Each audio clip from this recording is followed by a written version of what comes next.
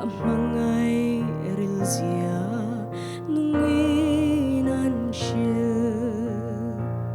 Siam tu choi moi nan ching chang ka kaya Sirva zai moi te chu zom ve in pang par moi le thing ting reng nen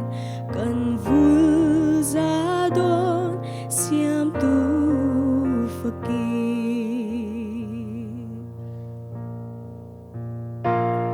Zing ni chua kin ko a her liam pui siam tu sul nu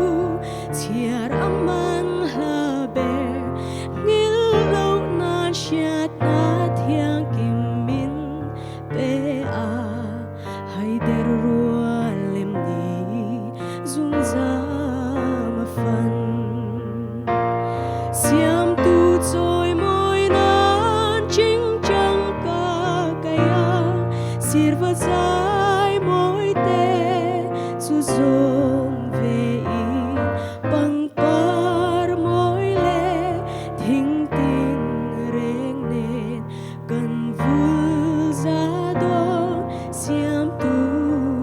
fakir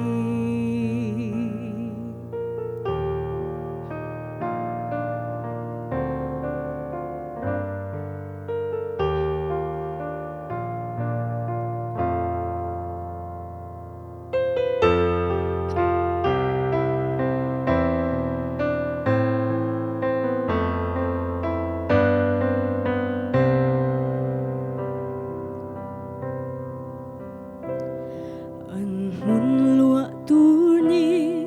le tha rua ta tok te a le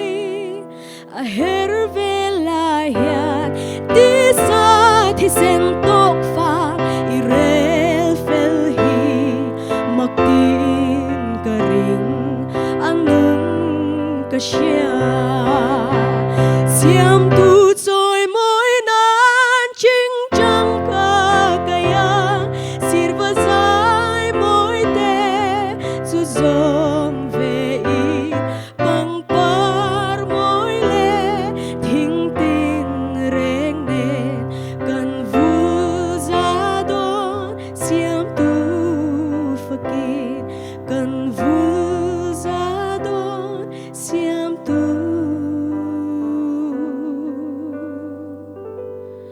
fakir